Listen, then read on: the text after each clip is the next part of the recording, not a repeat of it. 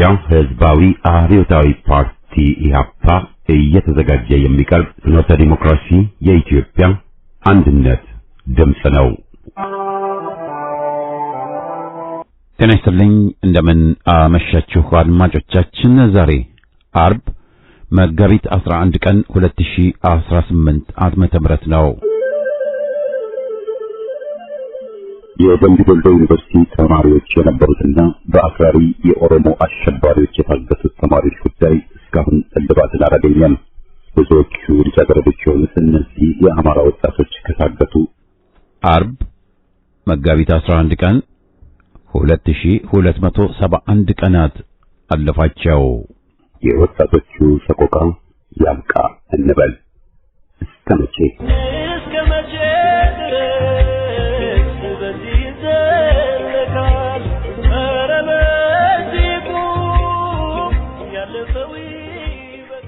በቅድሚያ ለእስልምና እምነት ተከታዮች በሙሉ እንኳን ለኢድ አልፈጥር በዓል በሰላም አደረሳችሁ እንላለን።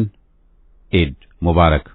በየሳምንቱ አርብ ከአድማጮች የደረሱንን መልእክቶች የምናስተናግድበት የደብዳቤዎች አምድ ፕሮግራማችንን አሰምተን የዛሬ ዝግጅታችን ፍጻሜ ይሆናል። በቅድሚያ ግን ዜና።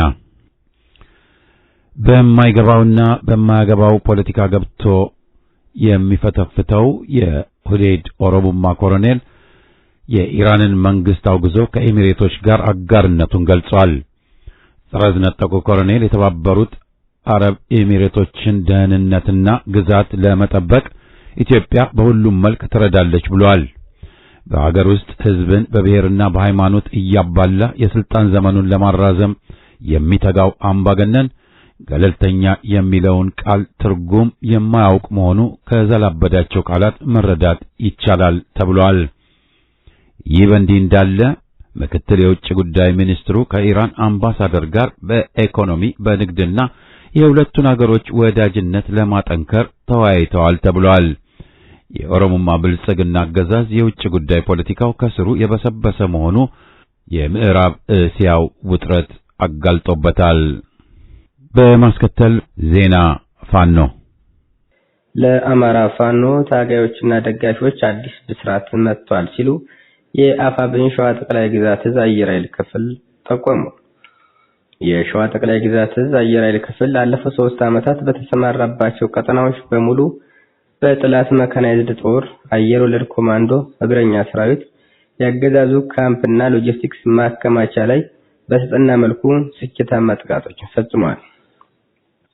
የሸዋ ጠቅላይ ግዛት እዝ ከትግሉ ማግስት ጀምሮ የጥላት ኃይልን ለመምታት የተቀመጠበትና በአማራ ፋኖ ትግል ውስጥ የጀመረውን የድሮን ቴክኖሎጂ በመታጠቅ በርካታ ድሎችን ሲያስመዘግብ የቆየ ቢሆንም ያገዛዙን የትኩረት አቅጣጫ ለማሳትና የወገን ጦር ተገማችነትን ለማራቅ በሚል በሚስጥር ተይዞ ቆይቷል። በመሆኑም የአማራ ፋኖ ትግል ይፋዊ የአንድነት መታወጅ ወጥ ድርጅታዊ መዋቅሮች ከመፈጠራቸው ባሻገር በድርጅታችን አፋብን ቴክኖሎጂ ምህንድስና መምሪያ ክፍል ዘርፍ ሆኖ መኖሩን ታሳቢ በማድረግ ለመላው ህዝባችን እንዲሁም ደጋፊዎቻችን ይፋ ማድረግ አስፈላጊ ሆኗል ብለዋል። የጦር ጠበብቶች፣ መሐንዲሶች፣ መምህራኖች፣ ጋዜጠኞች፣ ዶክተሮች፣ ተማሪዎቻቸውና ታላላቅ ምሁራንን አቅፎ የአማራን ትግል በፊታውራሪነት እየታገለና እያታገለ የሚገኘው በራስ መከተው ማሙ የሚመራው የሸዋ ጠቅላይ ግዛት ህዝብ በአማራ ጠሉ ኦህዴድ መራሽ የብልጽግና ስርዓት በጀግናው የፖለቲካ ሊቆች በጠንካራ ወታደራዊ ክንፉ በኩል በሚያሳርፈው ጠንካራ ምት ስርዓቱን በማፍረስ ረገድ ትልቅ ታሪካዊ አሻራቸውን ተወጥተዋል። ተቋሙን ስኬታማ ካደረጉት የትግል መስመሮች መካከል አንደኛው ጠንካራው ወታደራዊ ክንፍ ሲሆን በዚህ በተቋሙ ውስጥ የተሰባሰቡ ተመራማሪዎችና የጦር ጠበብቶች የአየር ኃይል ክፍል በማቋቋም ስርዓቱን የሚመካባቸውን ካሚካዚ ድሮኖች ጨምሮ ሌሎች አየር ትጥቆች ጨምሮ በመታጠቅ የጀግናው እግረኛው የፋኖ ሰራዊት መስዋዕትነትን ከመቀነስ አንጻር የአየር ኃይሉ ክፍል ከተቋቋመ ከህዳር 3 2016 ዓ.ም ጀምሮ ላለፉት 3 ዓመታት በጥላት የብልጽግና ስርዓት ወንበር አስጠባቂ ኃይል ላይ በተሳካ ሁኔታ ወታደራዊ ኢላማዎችን በመምረጥ ጥቃቶችን ሲያደርስ ቆይተዋል። በጥላት ላይ በተፈጸመ መጀመሪያ ጥቃት የጥላት መካናይዝድ መሳሪያዎችን ከጥቅም ውጭ ማድረግ መቻሉ ተገለጸ። አየር ኃይል ክፍሉ በተጠና የጠላት ኃይል ላይ ባደረገው ጥቃት አገዛዙ በንጹሃን አማራዎች ላይ በተቋማት ላይ ያደረገው የነበረውን የከባድ መሳሪያ ጉዳት መከላከል የተቻለ ሲሆን ለዚህም በርካታ መስዋዕትነት ተከፍሏል ብለዋል። የሸዋ ጠቅላይ ግዛት ዋና አዛዥ የአፋብን ተቀዳሚ ምክትል ሊቀመንበር ራስ መከተው ማሞ የሸዋ ጠቅላይ ግዛት አየር ኃይል ክፍሉን የጎበኘና መልእክቱን ያስተላለፈ ሲሆን በመልእክቱም ካለፉት 50 ዓመታት ወዲህ አማራ በተለየ መልኩ የገጠመውን የህልውና አደጋ ለመቀልበስ ጀግና የቁርጥ ቀን አማራ ልጆች ዋጋ እየከፈሉ ይገኛል። እናንተም ጀግና ሳይንቲስቶች ፋኖችን ያለማንም ሀገራት ድጋፍ በራሳችን ኢኮኖሚ በራሳችን ዕውቀት የፈጠራ ጥበብ ተጠቅማችሁ የአየር ኃይል ክፍል እንዲቋቋምና ለእግረኛ ፋኖ ሰራዊት የአየር ሽፋን በመስጠት ትልቅ ድጋፍ በማድረጋችሁ የከበረ ምስጋና ያቀርባለሁ ብለዋል። የአፋብን ለመላው የእስልምና እምነት ተከታዮች እንኳን ለ1447ኛው የኢድ አል-ፈጥር በዓል በሰላም አደረሳችሁ የሚል መልእክት አስተላለፉ። የአማራ ፋኖ ብሔራዊ ንቅናቄ ለመራው ኢትዮጵያውያን ሙስሊሞች እንኳን ለኢድ በሰላም አደረሳችሁ በማለት በተለይ ስለ ህዝባችሁ ነጻነት ስትሉ ለነፍሳችሁ ሳትሳሱ በዱር በገደሉ እየተዋደቃችሁ ከምትከፍሉት መረራ ዋጋ ጎን ለጎን ይህን ታላቁን የረመዳን ወር በጾም በጸሎት ያሳለፋችሁ የአማራ ፋኖ ብሔራዊ ንቅናቄ አመራሮችና አባላት እንዲሁም ደጋፊዎቻችን ከፈጣሪ ዘንድ እዝነትና በረከት ለሚታደልበት የኢድ አል-ፈጥር በዓል እንኳን አደረሳችሁ ብለዋል። የአማራ ህዝብ ላለፉት በርካታ 10 ዓመታት ከደረሰበት አሁንም የተፈጸመበት ካለው መንግስት መር የጅምላ እልቂት፣ ጭፍጨፋ እንዲሁም የሀብትና ንብረት ውድመት ውስጥ የእስልምና ሃይማኖት ተከታይ ወገኖቻችን ከፊት ተሰላፊ ሆነዋል። ወገኖቻችን በክልሉ ውስጥና ከክልሉ ውጭ አማራ ጠል እሳቤ ባነገቡ ቡድኖች የጸረ አማራነት ትርክት ስጋ አልብሶ በሚንቀሳቀስበት አገዛዝ በሚፈጸምባቸው ጭፍጨፋ በርካቶች ህይወታቸው ተቀጥፏል። ሀብትና ንብረታቸው ወድሞ በከባድ ማህበራዊ ምስቅልቅል ተዳርገዋል። በዚህ ጸረ አማራ እሳቤ በሚመራው ስርዓት የሚፈጸመው ሁሉን አቀፍ ጥቃት ተባብሶ በመቀጠሉ ዛሬም በሞት አፋፍ የሚገኙ ወገኖቻችን እልፍ ናቸው። ለዚህ ታላቅ ዓላማ ስኬት ህዝባችን በተለይ ህዝበ ሙስሊሙ ትግሉን በባለቤትነት ከመምራት ከመታገል ጀምሮ ስንቅና ትጥቅ በማቅረብ የሐሳብና የመረጃ እገዛ በማድረግ በዱዓ በመርዳት ረገድ ከፍተኛ ሚና እየተጫወተ ይገኛል። ነገ ህልውናውን ትግላችን በነጻነታችን ሲረጋገጥ በዓሉን በሚመጥን ሁኔታ በአደባባዮቻችን እስከምናከብር በዚህ መከራ ውስጥ ሆናችሁ ያከበራችሁ ያላችሁ ህዝባችንና ሰራዊታችን ድርጅታችን አፋብን መልካም በዓል እንዲሆንላችሁ ይመኛል በማለት በድጋሚ እንኳን ለ1447ኛው የኢድ አል-ፈጥር በዓል በሰላም አደረሳችሁ ብለዋል። የዕለቱ ዜና በዚያ በቃ።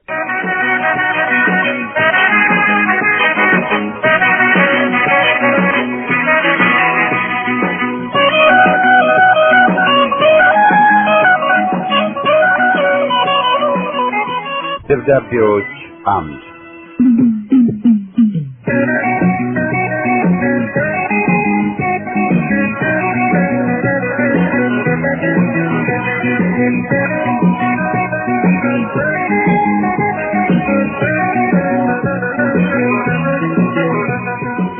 ይህ ፕሮግራም ከእናንተ ከአድማጮቻችን ያገኘናቸውን ደብዳቤዎች የምናስተናግድበት መድረክ ነው። ውድ የፍኖተ ዲሞክራሲ ደብዳቤዎች አምድ አዘጋጆች ሰላምታዬ ካለሁበት ይድረሳችሁ። የአርሲና የባሌን ጭፍጨፋ ቀድሞ የታገለው ጀግና አስማረው ዳኘን ላስተዋውቃችሁ። ቁመቱ ሎጋ ነው፣ መለሎ የሚሉት አይነት፣ መልኩ የቀይ ላማ የተስተካከለ ቁመና ባለቤት፣ ልቡ ደፋር፣ አንደበቱ የተገራ ፍጹም ጀግና፣ ወገናዊ ርህራሄው ልዩ ነው። አይኖቹ ጠላትም ያስደነብራሉ፣ አይተው የሚፈሩት ይበዛሉ። ወገን ሲበደል አይወድም፣ ፍትህን በክንዱ ማስከበር ይችልበታል። በተሰለፈባቸው አውደ ውጊያዎች ስኬታማ ነው። ሰውየው አስማረ ዳኘ ነው። አዎ አስማረ የሸዋው ነፍጠኛ። አስማረ ሁለት እጆቹ ቢሰሩ ጀግንነቱ በምን ያህል መጠን ይጨምር ነበር ብዬ ራሴን ጠይቅና መልሴ እንጃ ይሆናል። ጀግናው አንድ እጁን እና ተራራ የሆነ ልቡን አምኖ ነው በጠላቶቹ ላይ ብረት ያነሳው።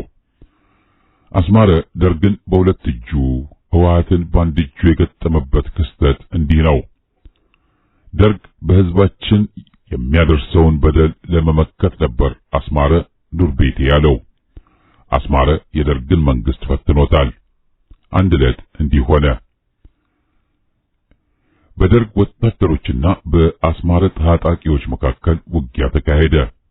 አስማረ ጀግና ነው። ብዙ የደርግ ወታደሮችን አቆሰለ፣ ብዙውን ማረከ፣ የቻለውን ገደለ። ውጊያው ቀጥሏል። ከደርግ ወታደሮች የተተኮሰች ጥይት የአስማረ ግራ ክንድን አቆሰለች። መታከም አልቻለም። እንዴት ሆኖ? ስለ ሕዝብ መብት መከበር፣ ስለ ወገኖቹ ነጻነት መመለስ፣ ስለ ዘመዶቹ የመኖር ዋስትና ሲል አካሉን ሰጠ። የአስማረ ግራ እጅ ሰለለች፣ መነመነች እንጂ አልተቆረጠችም። ደርግ ወድቆ ወያኔ ወንበሩን ሲቆናጠጥ የአማራው መከራ እጥፍ ድርብ ሆነ። አስማረ አንድ እጅ መሆኑ በጨካኞች ላይ ብረት ለማንሳት አላገደውም። አስማረ አርባ ጉጉ የሰራው ጀብድ፣ የፈጸመው ታሪካዊ ጀግንነት ልብ የሚያሞቅ የወንድ ሥራ እንዲህ ነበር። የወለጋው ተወላጅ ዲማ ጎርሜሳ በደርግ ዘመን ነበር ሻዕቢያ የማረከችው። ዲማ ጎርሜሳ እንደ ሌሎች ምርኮኞች መንገድ፣ ድልድይና ሌሎች መሰረተ ልማቶችን በመስራት ለሻዕቢያ ያገለግል ነበር። ወያኔ ዲማ ጎርሜሳን በስጦታ ከሻዕቢያ ተቀበለች። ይህ ድርጊት በታሪክ የምርኮኛ ስጦታ በመባል ይታወቃል። ወያኔና እህዴን በኋላ በአዴን በ1982 ዓመተ ምህረት ኦህዴድ የተባለ የኦሮሞ ድርጅት ሲመሰርቱ ዲማ ጎርሜሳ አባል ተደርጎ ተመለመለ። ኢህአዴግ አዲስ አበባ ሲገባ ዲማ ጎርሜሳ የአርባ ጉጉ መሪ ተደርጎ ተመረጠ። ዲማ ጎርሜሳ ይዞት ያደገውን የአማራ ሕዝብ ጥላቻ በወያኔና ሻዕቢያ ቤት አጎልብቶታል። የአርባ ጉጉ አስተዳዳሪ እንደነበረ የመጀመሪያው እቅዱ አማራን ማጥፋት ነበር። ለዚህ እኩይ ዓላማ መለስ ዜናዊ፣ በረከት ስምዖን፣ ክንፈ ገብረ መድኅንና ኃይሎም አርአያ ተባበሩት። ግንቦት 27 ቀን 1984 ዓመተ ምህረት ገና በጊዜ አማራዎች መሳሪያቸውን ተነጠቁ። በአማራው ሰፈር አንድም የጦር መሳሪያ እንዳይኖር ሆኖ ተለቀመ። በዚያው ዕለት ማታ በዲማ ጎርሜሳ የሚመራው ገዳይ ቡድን የአማራውን መንደር በላውንቸር አነደደው። ለእሳት የተረፈው አማራ ባረር እንዲቆላ ተደረገ። ክፉ ድርጊት በአማራው ላይ ተሰራ። አስማረ ዳኜ ይህን እልቂት እንደሰማ በስሩ የነበረ የገበሬ ጦሮችን በመያዝ አርባ ጉጉ ተሻገረ። ጠላት ተሸበረ። እና አስማረ የወገኖቻቸውን ገዳይ ቡድን እየቆሉ አሰጡት። አርባ ጉጉ ሙትና ቅስለኛ ብቻ ሆነች። ጀግኖቹ ስራቸውን አጠናቀው ወደ መንደራቸው ተመለሱ። ተስፋዬ ገብረአብ የቡርቃ ዝምታ ሲል በሰየመው መጽሐፉ ዲማ ጎርሜሳን አኖሌ የሚል ስም ሰጥቶ የጀግና ታጋይ ገጸ ባህሪ ያላበሰው። አኖሌ ለኦሮሞ ሕዝቦች መብት ሲታገል እንደተሰዋ ተደርጎ ተወሰደ። ጡት የጨበጠ እጅ ጨምረው ሐውልት ሰሩ። ጡትን ያህል ክቡር ነገር ደረቅ ሲሚንቶ ላይ ተከሉት። ጅልነት። ለዛሬው ጨርሻለሁ። የአስማረ ዳኜ የጀብድ ታሪክ ይቀጥላል። ፋኖ ጌታቸው ዳምጠው ከሸዋ።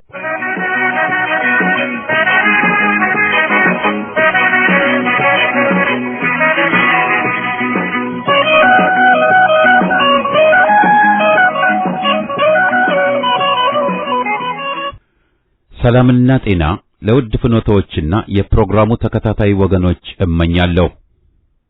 ከመልካሙ ልጀምርና የአንድ ዘውግን የበላይነት ለማስፈን የአይኑ ቀለም አላማረኝም በሚል መጥፋት አለበት ብሎ አማራው ላይ የዘር ፍጅት፣ የዘር ጽዳት እያካሄደ ያለውን የኦሮሞማ አረመኔ አገዛዝ ለመቋቋምና አማራውን ብሎም አገሩ ኢትዮጵያን ከተጋረጠባት የህልውና አደጋ ለመታደግ የደም ዋጋ እየከፈለ ያለው የአማራ ፋኖ ብሔራዊ ንቅናቄ ሰሞኑን ያወጣው መግለጫ ወቅቱን የጠበቀና ሁሉንም የህብረተሰብ ክፍሎች ያካተተ የትግል ጥሪ ማድረጉ በእውነት ይበል የሚያሰኝ ነው።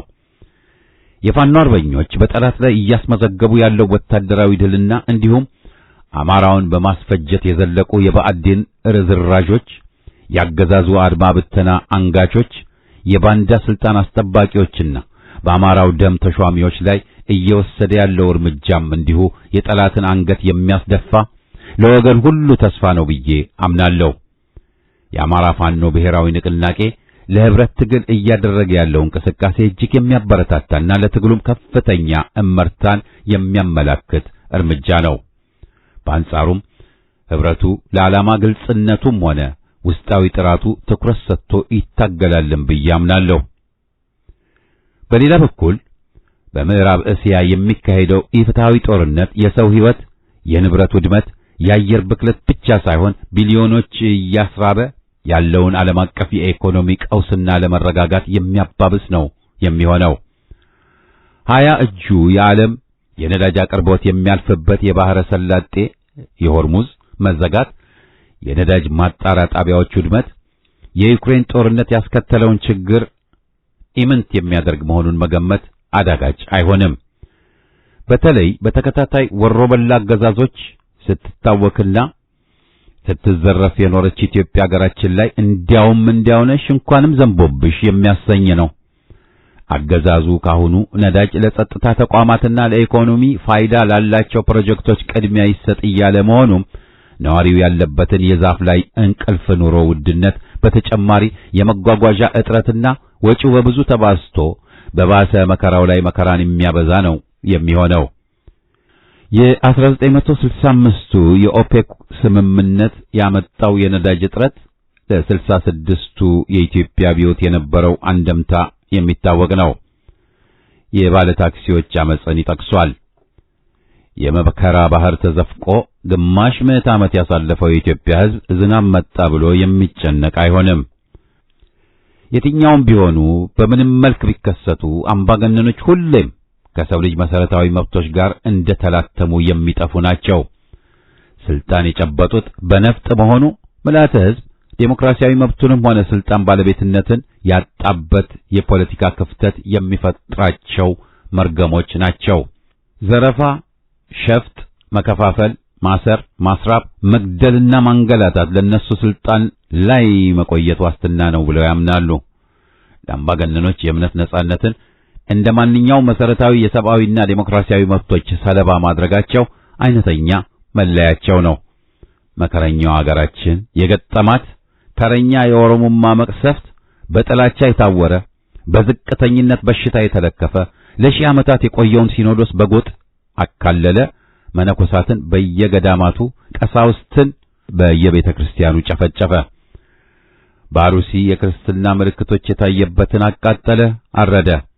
ከሁሉም እጅግ አሳዛኝ የሆነው ደግሞ ጠላት ይህን ሲያደርስ ወገናዊ ድምጻቸውን ሲያሰሙ የማይደመጡት አስደመጡ ከተባለም ወንጀሉን ከማውገዝ ይልቅ አገዛዙን ላለማስቀየም ብዕራቸውን በማልፈስፈስ የሚታወቁት የሃይማኖት መሪዎች የሲኖዶሱ ቸልተኝነት በእውነትም በሰማዩም ሆነ በምድሩ የሚያስጠይቅ ነው ብዬ አምናለሁ። የኦሮሞማው ፋሽስቶችም ይህን መሰሉን ባህሪ እንደ ፍርሃት ወስደው ትዕቢታቸውና ንቀታቸው ተለጥጦ ከቁጥጥር ውጭ መሆኑን ያሳዩበት አሳዛኝ ክስተት ነው። የኦሮሞማው መንጋ በመቀሌው ባንዳ ማህፀን ተረግዞ ይበልጥ አውሬ ሆኖ የተወለደ በመሆኑ ለኢትዮጵያ ያለውን ጥላቻ አማራውንና አማርኛ ተናጋሪውን ቤተ እምነቶችንና ታሪካዊ ቅርሶችን በማጥፋት የብልጽግና ወንጌል በሚለው ባዕድ አገር በልኩ ቀዶ የተሰፋለት ድሃ ጠል ሃይማኖት አገር ላይ በመጫን አገር ስትደማ ከአርበኞቿ ጎን ተሰልፈው አብረው የደሙትን ኦርቶዶክስ እምነቶች ለማጥፋት ዳንኤል ክስረት በሰሎቹን የትውልድ ማፈሪያዎች ከኋላ አቡነ ሳዊሮስና መሰሎቹን ከፊት አሰልፎ ተነስቶባቸዋል። በመጨረሻም በንጹሃን ዜጎቿ ላይ መንግስታዊ ሽብር እያካሄደ ያለው አብይ አህመድ አሊ ሰሞኑን የኢድ አልፈጥር በዓልን ምክንያት አድርጎ ባስተላለፈው መልእክት እግዚኦ በሚያሰኝ ተመጻዳቂነት ራሱን አግልሎና አይኑን በጨው አጥቦ እንዲህ ይላል። ስለ ሰላም የሚነገረውን ያህል የዓለም ህዝቦች በሰላም ለመኖር ለምን አልቻሉም ብለን እንጠይቅ። የግጭት የጦርነት ድንጋይ ለምን እየተደጋገበ ይመታል? ከአዛኝ ይልቅ ገዳይን እንደ ጀግና የሚያየው ልምምዳችን ለምን ገናና ሆነ? የሰው ልጅ ከግጭትና ጦርነት ያተረፈው ድህነትና ኋላ ቀርነት መሆኑን እያየን ለምን አልተማርንም? የሚሉ ጥያቄ አዘል ሐረጎችን አካቷል።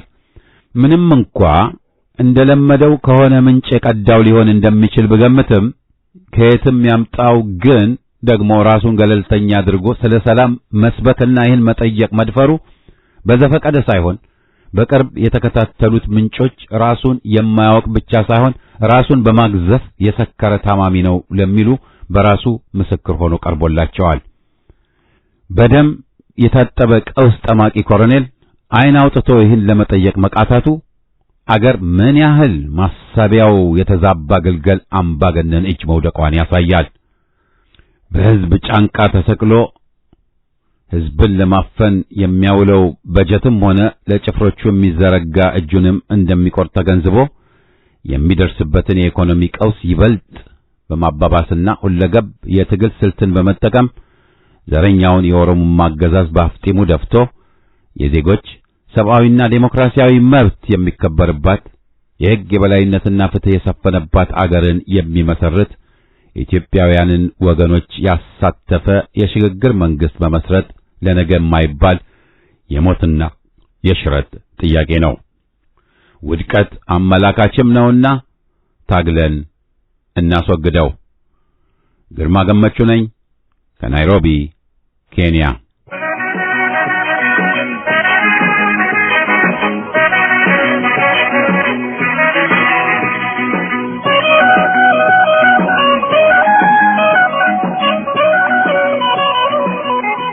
ይድረስ ለፍኖተ ዲሞክራሲ እንደምን ሰነበታችሁ። የዛሬው ደብዳቤ ህዝባችንን ለጠላት አሳልፈው በመስጠት የታወቁትን ሆዳም አማራዎችን አስመልክቶ ነው።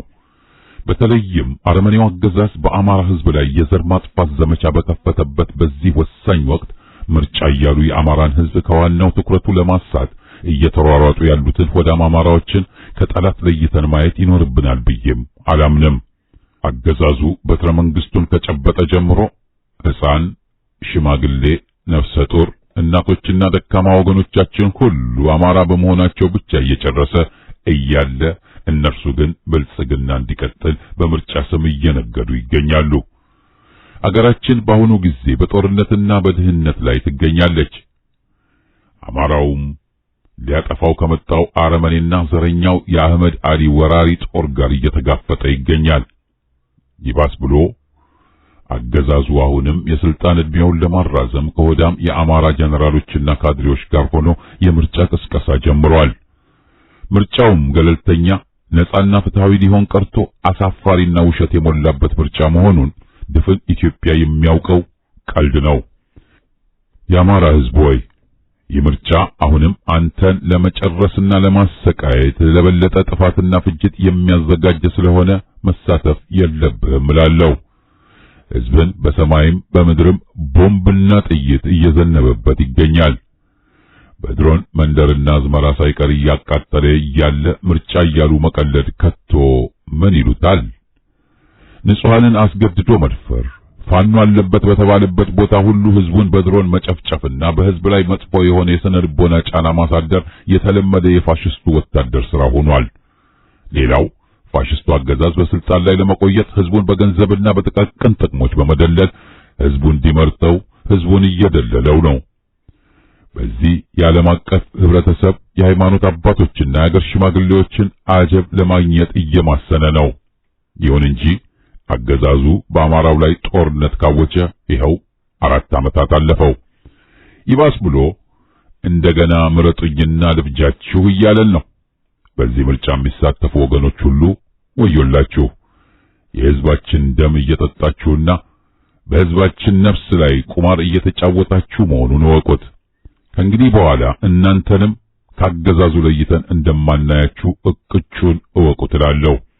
ዛሬ ታሪክም ሆነ ሕዝብ ከኛ በተለይም ከወጣቱ የሚጠብቀው ወጣቱ ባንድ ላይ ቆሞ ይህን አረመኔ አገዛዝ መጣልና አገራችንን ነጻ ማውጣት ነው እንጂ በምርጫ ስም ሕዝባችንን ማታለል አይደለም። በመጨረሻም ለኢትዮጵያ ሕዝብ ያለኝ መልእክት ዛሬ ይህ ጨካኝ የአብይ አህመድ አገዛዝ በአማራው ላይ የዘር ማጥፋት ዘመቻ ማወጁን ታውቃለህ። ነግበኔ ነውና የጊዜ ጉዳይ ነው እንጂ ነገም አንተን ይፈጅሃል። ስለዚህ ይህ አረመኔ አገዛዝ በተናጠል ከሚፈጀን ዛሬውኑ ከአማራው ወገንህ ጋር ሆነህ መክት እላለሁ። ምክንያቱም ያለው አገዛዝ ቋንቋን ከቋንቋ ለይቶ ለማጥፋትና የራሱን የኦሮሞማ የበላይነትን ለማንገስ ቆርጦ የተነሳ ዘረኛ አገዛዝ መሆኑን ታውቃለህ። ስለሆነም በምርጫ ስም እንደገና መርጣችሁ አገራችንን ወደማትወጣው መከራና ስቃይ እንዳትከታት በማለት መላው የኢትዮጵያ ሕዝብ መልእክቴን እንድታስተላልፍልኝ በትህትና እማጠናለሁ። በመጨረሻም ለፍኖተ ዴሞክራሲ ጓዶች በእናንተ የሚተላለፈው ፕሮግራም ላለንበት ወቅት ተገቢና አስተማሪ የሆነ ውይይት እንደምትዘግቡ አይተናል። በእናንተ በኩል ለዚህ ምስኪን ሕዝብ ትልቅ የሆነ ታሪካዊ አሻራ እያሰፈራችሁ እንደሆነ ልነግራችሁ እወዳለሁ። በተለይም ሁልጊዜ በመግቢያችሁ ላይ ለታገቱት የአማራ ተማሪዎች የምታቀርቡት ድምጽና የተጠለፉበትን ቀንና ዓመታት እየቆጠራችሁ የምታስተላልፉት ድምጽ ሁሌም ይገርመኛል። ለሁሉም ነገር እናመሰግናለን። በርቱልን። ፋኖ ኢንድሪስ አማረ ነኝ ከወሎ።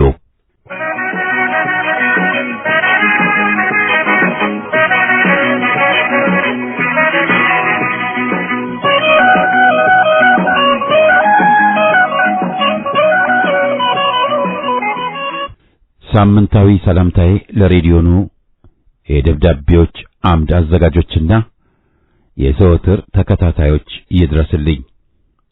ሰከንድ ተጠራቅሞ ደቂቃዎች በስተው ሰዓታት ወደ ቀን፣ ቀናት ወደ ሳምንት፣ ሳምንታት ወደ ወራት ደግሞ ወደ ዓመት ወደ 10 ዓመታት፣ 50 ዓመታት፣ 75፣ 100፣ ሚሌኒየም።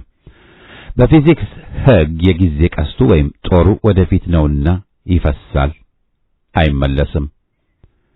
ጊዜ አጠፋን፣ አባከን፣ ጊዜ ገደልን፣ ተመልሶ አይመጣም።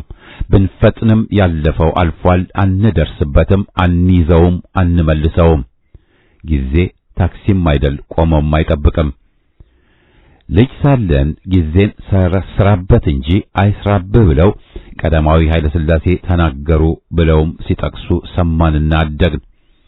ጊዜ ገንዘብ አይደለምና ተቆጥቦም በባንክ አይጠራቀምም፣ ሰርተንም በክፍያ አናመጣውም። የካቲቱን 66 ህዝባዊ አመጽ መነሻ 52 ዓመት በቅርቡ ጀመርን። ያኔ አብዮቱ ግም ሲል ምናልባት ወደ 30 ሚሊዮን ህዝብ እንገመት ይሆናል። ዛሬ ላይ 130 ሚሊዮን በላይ ሆነናል። መፈክሮቻችንን ስንጮህ የተለምነውን ግባችንን ሳንመታ ዛሬም አለን። ግማሽ ምዕት ዓመት ተሻገርን። ሩቅ ጊዜ ነው። ምን ነካን ግን? ራሳችንን በጥልቀት ጠይቀን ምላሽ ብለን የምንዘረዝራቸው ጉዳዮችን ተነጋግረንባቸው ይሆን? እኒህ ያጠፋናቸውና በከንቱ ፈሰው የባከኑ ዓመታት በአግባቡ ይዘናቸው ቢሆን ኖሮ በሳይንስም በቴክኖሎጂም ረቀን ጨረቃ ላይ 2-3ቴም ወጥተን ሌላ ፕላኔት ላይ ለመጓዝ በተዘጋጀንባቸው ነበር። ከኛ ቀደም ብለው አብዮት ፈንጥቆባቸው የሰሩት ከሞላ ጎደል ባኗኗራቸው ከኛ በላቀ የተሳካለቸውን ሌሎች አገሮችን ታሪክ ማጤን መመልከቱ ይበቃን ነበር። እኛ ግን ከነበረን ደረጃዎች በዝቅተኛነት ደረስን። ኑሮ እንደ እጅ ከዘራ የጠመመብን፣ መብላትና መጠጣት የናፈቀን፣ መጠለያ የተቸገርን፣ በሽታና አደጋ ሲመጣ የሚጠራርገን፣ ሰርተን ማግኘት የተሳነን፣ ሰላም የራቀን፣ ሞት ጥላ ሰፈራችንን የወረረው፣ የጥፋትና ጉዳት ጎተራዎች ሆነን በዓለም መድረክ ማንም የሚያውቀን፣ ወጣቶቻችን አገር ተረክበው እርምጃችንን ማፍጠን ሲገባቸው እየታፈሱ ይታሰራሉም፣ ይሰቃያሉም፣ ይገደላሉም። አገር ጥለው በሌሎች አገሮች ለመድረስ በእግርም በነዳጅ ማመላለሻ ቦቴም ታጭቀው ሲሻገሩ ይያዛሉም፣ የሞቱም እንዳሉ ተዘግቧል። ታስረውም ፍትህ በራቃቸው በማይረቡ አገሮችም እስር ቤቶች የሚንገላቱም ከርታቶች ይንገላታሉ። ተጨናንቆ ጀልባ ጉዞም በመስጠም በርካቶች የባህር ውስጥ እንስሳ ምሳና ራት ሆነዋል። እንደ ጥሩ ዜና የመገናኛ ብዙሃን ሞታቸውን እያረዱን ሲቀባበሉም ሰምተናል። ስደቱም ገደብ የለውምና ዛሬም ያው ነው። በእኛ ላይ ክፉዎቹና ጨካኞቹ በተለያየ መንገድ ያጠፉናል። የተከፈለውን መስዋዕትነታችንን ሳንጠቀምበት እየተንገላታን ልንጠፋበት ተቃርበናል። መስዋዕትነታችን ዋጋ ሰጥተነው ነፍስ እንዘራበት ይሆን? በሁሉም አዋኪና ጠንቀኛ ጉዳዮች በጽናት በመታገል ራስን ነጻ ማውጣት፣ በዋናነት ከራስን በተጨማሪ ከሌላው ዓለም አገሮችም ተመክሮ መማርም የተሳነን ይመስላል። ዲያሌክቲካዊ ሆነ ታሪካዊ ቁስ አካልነት ላይ ከተጠቀሱት ሁለንተናዊ ሕጎች በእኛ ላይ ሲደርስ ያፈነገጠብን ይመስላል። አሮጌውን በአዲስ መሻርና ብዛትን በጥራት መተካት ይጠቀሳሉ። እውነታዎቹ የገቡንም አይመስልም።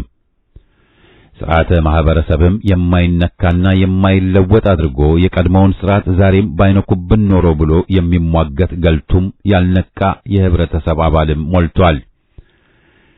የተመቸው ሁሉ ያለ ለውጥ በእድገት የሚጓዝ ይመስለዋል መሰለኝ። ለሁለንተናዊ ሕጎቹ ደንታም አይሰጡትም። ተጸንሶ አድጎ አርጅቶ በስተመጨረሻም መሞት እንዳለ ግንዛቤም የጫሩም አይመስሉም። አጥልቆና ደጋግሞና ረቀቅ ብሎ መጠየቅና ምላሽ ማግኘት ሞታቸው ነው። ሳያመዛዝኑ ወደ ነገሩት ብቻ የሚፈሱ ነፈዞች አምርተናል። አምባገነኖችን ስናፈራርቅ ግማሽ ምዕት ዓመት ዘለቅን። ዛሬም ማጥ ውስጥ ነን። ጥቂቶቹ የሚያስፈልገውን መስዋዕትነት እየከፈሉ ቢገኙም ብዙሃኖቻችን ግን በቸልተኝነትና አያገባኝምነት ጭምር ተጭኖን ይመስላል እዚህ ግባ በማይባል ተሳትፎ የትግሉን ፍሬ ለመቅመስ በምቾት ተቀምጠን የጓጓን ሆነን ተገኝተናል።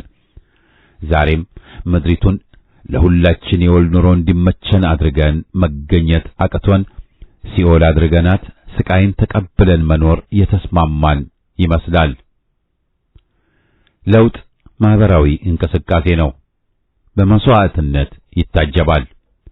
ያለ መስዋዕትነት ለድል የበቃ የለም። ለመስዋዕትነት በቆራጥነትና ከትንሹ ጊዜና አቅም መጨመርና ለትግል በመሰለፍን ይዞ እስከ ሕይወት ድረስ ለመክፈል የተዘጋጀን ማህበረሰብ ይጠይቃል። በታሪክ ግባቸውን ካልመቱ አብዮቶች አገሮች መሃል የሚጠቅሰን የውጭ ዓለም ታሪክ ዘጋቢ ጠፍቶ የሚነግረን አጣን እንጂ ቀዳሚዎቹ እኛ ነን።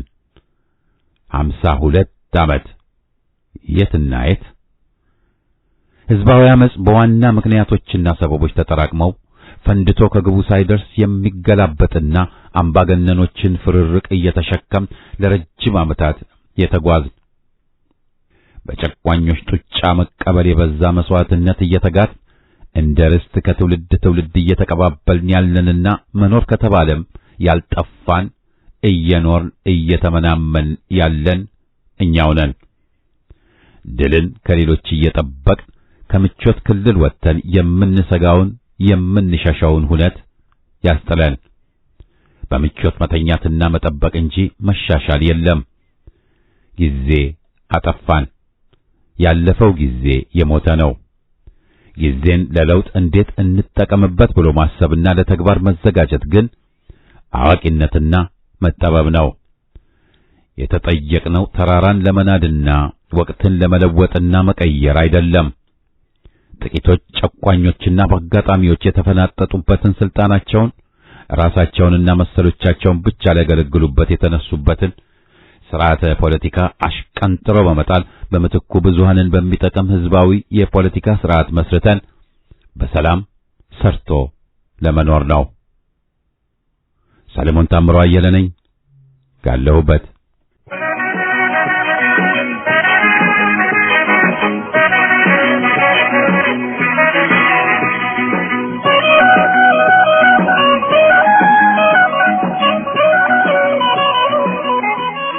ሰላም ጤና ይስጥልን። የደብዳቤዎች አምድ ዝግጅት ክፍልና የዚህ ተወዳጅ ፕሮግራም አድማጮች እንደምሰምታችኋል። ሰሞኑን በመካከለኛው ምስራቅ የተከሰተውን የሰላም እጦት ምክንያት በማድረግ ኢትዮጵያን ከሁለት ጎራ ተከፋፍለው ሲከራከሩ እያየው በጣም ያስገርመኝ ነበር። ከምንም በላይ ደግሞ ቅጥረኛው አብይ አህመድ ዩናይትድ አረብ ኤምሬት ከኢራን የሚሰነዘርባትን የሚሳይል ጥቃት አዋገዘ የሚል ዜና ስሰማ በእጅጉ አስገርሞኛል። የራሷ አሮባት የሰው ታማስላለች የሚለው አባባል ምንኛ እውነት ነው። ከጫፍ እስከ ጫፍ ድረስ የኢትዮጵያ ሁኔታ አሁን አሳሳቢ እንደሆነ ሁላችንም እናውቃለን። ሀገሪቱ በታሪክ እንደ አሁን አይነት ፈተና ገጥሟት አያውቅም። አስተዳደራዊ መዋቅሩ በመበላሸቱ ሀገሪቱ በጦርነት እየታመሰች ሲሆን የኑሮ ውድነቱን ህዝቡን እያማረረ ይገኛል። በአሁኑ ሰዓት የኢትዮጵያ ህዝብ በማንኛውም ሁኔታ ተስፋ ቆርጧል። የመካከለኛው ምስራቅ ጦርነት ለምን እንደተጀመረ አቅጣጫ ከማስቀመጣችን በፊት ስለ ኢትዮጵያ መከራ ስለሚሆነው ነገር መጥቀስ ግድ ይላል። አመንም አላመንም ወደድንም አልወደድንም ሊሆን ያለው ይሆን ዘንድ ግድ ነው። ኢትዮጵያ በአሁኑ ሰዓት ፈተና ላይ ትገኛለች። ከዘመናት በፊት እናት አባቶቻችን ሲጠብቁት የነበረው ዘመን እነሆ አሁን ነው። መጽሐፈ ኪዳን፣ ፍካሬ ኢየሱስ፣ ራእየ ሲኖዳ፣ ሲቅጦር፣ ድርሳነ ዑራኤል፣ ራእየ ሳቤላ፣ መጽሐፈ ምስጢርና ትርጓሜ ወንጌል ሰፍሮ ይገኛል። በአሁኑ ሰዓት በኢትዮጵያ ላይ እየተካሄደ ያለው ውጊያ በጥልቁ መንፈስ በሚመሩ የሰውን ልጅ የመከራ ቀንበሩን ባከበዱ አምባገነኖችና የሰውን ልጅ ፍጹም ሰላም ወይንም ትንሣኤ ብለን የምንጠራውን ለማጎናጸፍ በሚጥሩ በእግዚአብሔር በተመረጡ መካከል ነው። ኢትዮጵያ አሁን ልክ በእሳት ተፈትኖ ነጥሮ እንደሚወጣ ወርቅ ትልቅ ፈተና ውስጥ ናት። ከኮሮና ቫይረስ መምጣት በፊት ጀምሮ ይህ ህዝብ እንዲነቃ ለብዙ ዓመታት ተነግሮ ነበር። ምን መልእክት ሲተላለፍ እንደነበር የሰሜን ወሎ በተለይ ደግሞ በአማራው አካባቢ አዲስ አበባን ጨምሮ በርካታ ቦታዎች ላይ መልእክቱ ተላልፎ ነበር። ነገር ግን ይህ ትውልድ አመፀኛ ነው፣ ከመንቀፍና ስም ከመስጠት የዘለለ ምንም አያደርግም። በዚህ ሁኔታ ስለሚፈጸመውና ስለሚሆነው ነገር ስማቸው መጥቀስ የማይፈለጉ በርካታ እውነተኛ አባቶች ሰማይ ሰሚ ምድርም አድምጭ እያሉ ተናግረዋል። ግን የሚሰማ ትውልድ የለም። ሁሉ ነቃፊ፣ ሁሉም ተሳዳቢ ነው።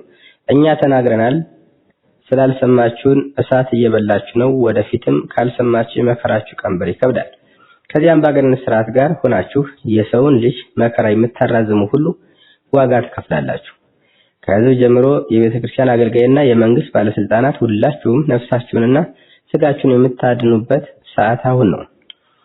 ቅጥረኛ የብልጽግና ስርዓት ይዟችሁ ይጠፋል። በተለይ ደግሞ አገልጋይ አባቶች ንቁ፣ ጸልዩ፣ መጽሐፍትን አገላብጣችሁ መርምሩ። ስለ ጊዜውም በደንብ ለመረዳት ልቦናችሁን ክፈቱ። ነቃፊዎች ብቻም አትሁኑ፣ ለሆዳችሁም አትሞቱ፣ አድርባይነትም አትሁኑ። ከምድራዊ ንጉስ ይልቅ ሰማያዊ ንጉስ ፍሩ። አባቶች ይህንን አምባገነን ስርዓት እንደሆናችሁ ማውገዝ ትችላላችሁ። አንድ ሆናችሁ ካዋገዛችሁ ደግሞ ምዕመኑ ይሰባቸዋል። ቀደምት አባቶቻችን ነገስታትን የማይፈሩ ለእግዚአብሔር ቃልና ለሚጠብቋቸው ምዕመናን የሚኖሩ ነበሩ። አሁን የምናያቸው አባቶች በጣም ያሳዝናል።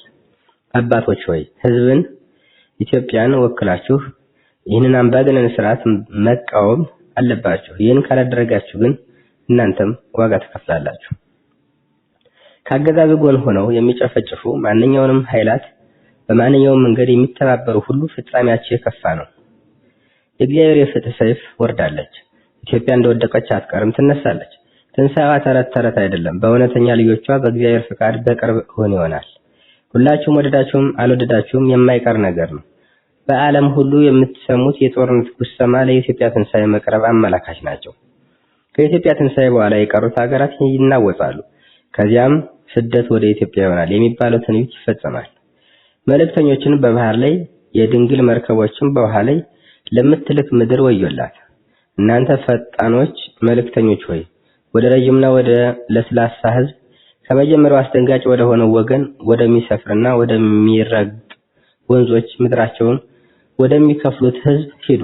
በዓለም የምትኖሩ ሁሉም በምድር የምትቀመጡ ሆይ ምልክት በተራሮች ላይ በተነሳ ጊዜ እዩ፣ ምልክቱንም በተነፋ ጊዜ ስሙ ይላል ትንቢተ ኢሳይያስ። ኢትዮጵያ ከጨለማ ወደ ብርሃን ስትሸጋገር ሌሎች ሀገራት መከራቸው ይከብዳል። ከዚህም በፊት ታይቶ የማይታወቅ ጽኑ መናወጥ ምክንያት በርካታ ህዝቦች ወደ ኢትዮጵያ ገብተው ለመጠለል ይለምናሉ። ይህ ከመፈጸሙ በፊት ግን ኢትዮጵያ ትንሣኤ ይጀምራል። ኢትዮጵያ የመከራው ቀን መሸሸጊያ ናት የሚባለው ለዚህ ነው። ቅድስት ሀገር ኢትዮጵያ ተራ አድርጋችሁ የምታስቡ ይህ ምስጢር ሊሰወርባችሁ ተረትም ሊመስላችሁ እንደሚችል እናውቃለን፣ ግን ሊሆን ግድ ነው። ስለዚህ የኢትዮጵያ ትንሣኤ ለመምጣት ሁላችንም የበኩላችን ድርሻ መወጣት ይኖርብናል። ከንስሐ እንዲሁም ከጸሎት ጀምሮ ሀገርና ሃይማኖትን ለማስጠበቅ ከሚደረጉ ማንኛውም መልካም የሆኑ እንቅስቃሴዎች ልንሳተፍ ግድ ይላል። ኢትዮጵያውያን ንቁ! ትንሣኤው አይቀርም፣ ግድ ነው። ኢትዮጵያም ታሸንፋለች ሲሉ ቆሞስ አባ ጳውሊ ከግንባር መልእክታቸውን ቋጭተዋል።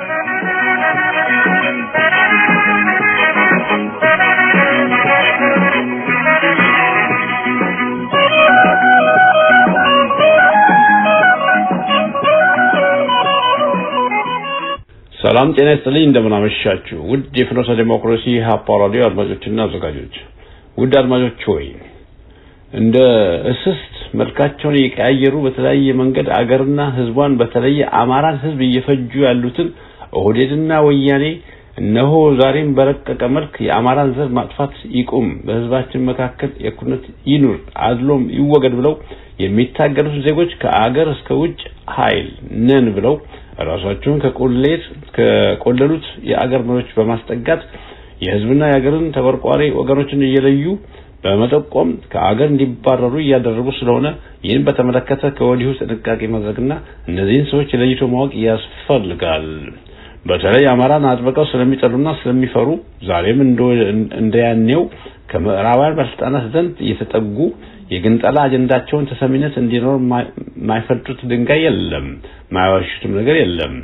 ጥረታቸው ብቻ በዛም ብለው ያችን ሁሉ አይኑን የጣልባትን ወልቃይትና ራያን ቀጥፈው እጃቸውን አስገብተው ደህና ሁኝ ኢትዮጵያ ለማለትና አማራን ከውጭም ተቆልፎበት እንዲንጫጫ ባሴር መሰረት አማራ የሚባል ጎሳ ነጭ ምዕራባውያንን አጥብቀው ይጣላል። ይህ እምነቱ ኦርቶዶክስ አንድነት ኢትዮጵያ ከማለት ውጪ በሌሎች እኩልነት የማያምኑ ሃይማኖትና ኢትዮጵያ ሞታቸው የሆነ ህዝብ ሆኖ ማሻሻልን አይፈልግም በማለት እንደነሱ በኢትዮጵያ ጥላቻ በሰከሩ ምዕራባውያን መሪዎች ይበልጥ በውሸት እየደነቆሩ እነሆ አገራችሁ ጥላ ስር ተጠለው ይህ ዘር ይጥፋ የኛ ተገንጣይ እያሉ የሚሰሩ በቡድንም ሆነ በግለሰብ ደረጃ እናንተ ጥላ ስር ሆኖ ለአማራ ህዝብ ሌት ተቀን የሚሰሩ ሰዎችን ስም እነከሌ እያሉ በዘር ጥቆማ በማድረግ ከአገር እንዲባረሩ የተቻላቸውን ሁሉ አድርገዋል። ለዚህ ሁሉ ምሳሌ ሊሆን የሚችለው ሰሞኑን ከአሜሪካ ወደ ኢትዮጵያ የተመለሰው አክቲቪስት ሰለሞን ቦጋለ ላይ የወያኔ ጥቆማ እጅ አለበት ተብሎ በሰፊው ሲወራ የተሰማ ሲሆን አንዳንድ ወያኔ ደጋፊዎች የሱን መመለስ በመደገፍ ጮቤ ሲረግጡም ተስተውለዋል። ያም ሆነ ይህ ምን ያህል እውነት እንደሆነ ባይታወቅም መቼስ ወያኔ በአማራ ላይ ባላት ጥላቻ አንጻር ሲታይ ወያኔ አታደርግም የሚሉ ካሉ አሁንም ተላላ ከመሆን አያልፉምና መቼስ ከዚህ ሁሉ ሴራ የሚገላግለን ሌላ ኃይል ሳይሆን እግዚአብሔርና የእውነት መንገድ ይዞ ወደ 4 ኪሎ እየተጓዘ ያለው ፋኖ ትግሉን አጠናክሮ ለጥፋት የተሳለፈውን የጠላት መንጋን ጠራርጎ ስልጣኑን ካልያዘ በስተቀር ሌላ ማንም ስለማይኖር ድጋፋችንን ለፋኖ እናድርግ። መቼስ አብይም ሆነ ወያኔ አማራን ጨርሰው ኢትዮጵያ ካላፈረሱ እንቅልፍ አይኖራቸውምና እንግዲህ ኢትዮጵያ ብላችሁ በዱር በየገደሉ በትግል ያላችሁ ወገኖች በሙሉ በርቱ፣ ጥንቃቄ ማድረግ ይጠበቅባችኋል። መቼስ ፈርዶብሽ ኢትዮጵያ ሞኝ ነሽ ሰላላ የሙሰልሽ ቀርቶ የገደልሽ በላ ሆነና ዛሬ ኢትዮጵያ ሀገራችን ባጎረሰችበት እጇ ተነከስኩ ሆኖ በቀኝ ገዢዎች ስር ወድቆ ሲጨቆና ሲመዘበር ከጎናቸው በመቆም ኢትዮጵያ ተባብራቸው ብዙ ሀገሮች ነፃ በመሆናቸው ዛሬ እነዛ ገዢዎች በእኛ ላይ የዛ ቁርሾ ቋጥረው የገዛ ልጆቻን በገንዘብና የስልጣን ድጎማ በማድረግ አንድነታችንን በአደጋ ላይ እንዲወድቅ ሲያሴሩብን በዛ ታሪካችን ሲያከብሩን የኖሩ ዛሬ ጠላት ሲሆኑ ጠላት የነበሩ የምን ተለቀቀብን መሳሪያ ሲያድሉን ተቀብረን እርስ በርስ እንድንተላለቅ ምክንያት ሲሆኑን ሌላው አሳዛኝ ደግሞ ቀደም ሲል በኢትዮጵያ ድጋፍ ነፃ ሆነው አገሮች በታች ሆነን መሳቂያ መሆናችን ሲሆን ብቻ በዛም ሆነ በዚህ በተከፈተብን የጥፋት ዘመቻ እርስ በርስ እንድንጠፋፋ የኛው ቅጥረኞች ከውጭ ጠላት ይበልጥ ትልቁን ድርሻ ወስደው ሲራወጡ ለማየት በቅተናል። ወገን መስሎ ሰምቶ ያልሰሙ በመምሰል ከጠላት ጋር ተሰልፈው ይቺን ታላቅ አገር ካላወደምን ብለው ሲፋለሙ ዝምታ ማየትም ይከብዳል።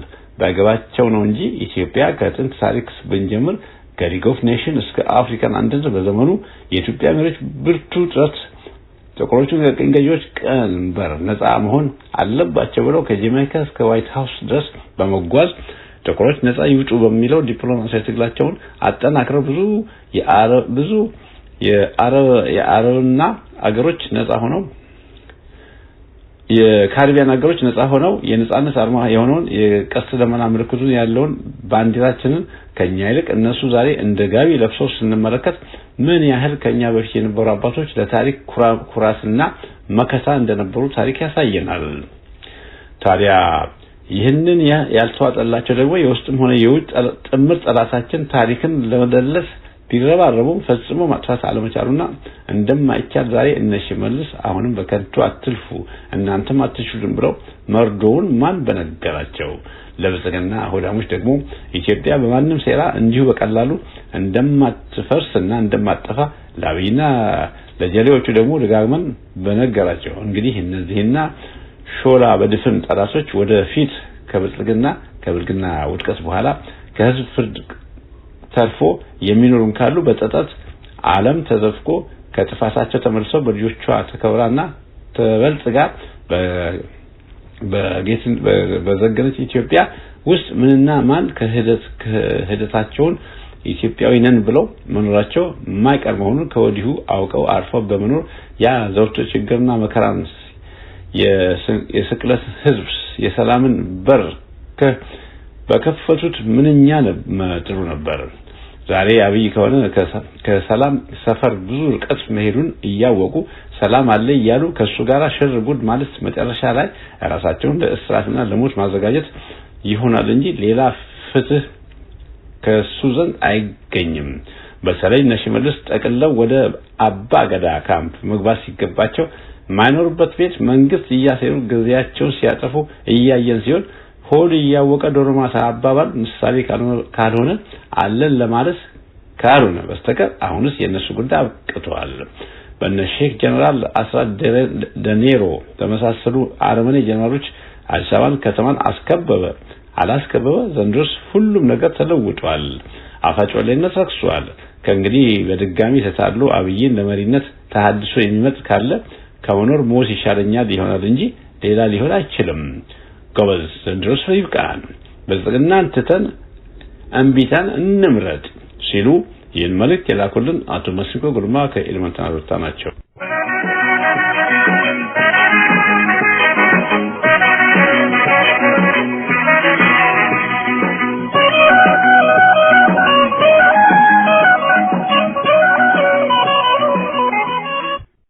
አድማጮቻችን የደብዳቤዎች አምድ ፕሮግራማችን በዚሁ ይጠቃልላል። ሳምንት አርብ እስከምንገናኝ ደህና ቆዩን።